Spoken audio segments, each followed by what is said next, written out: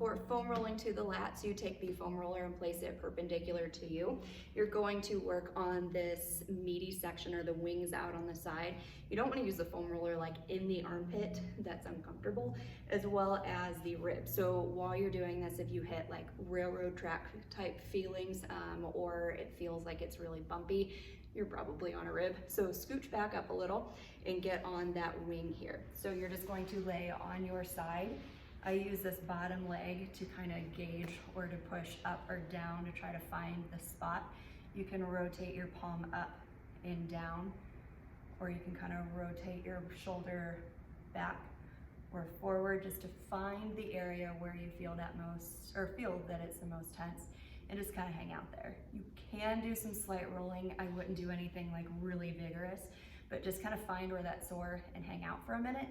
This again is to be used before any type of active stretching. This just helps to kind of calm down some of that input there and relax those muscles so you can do a little bit more with the active stretch.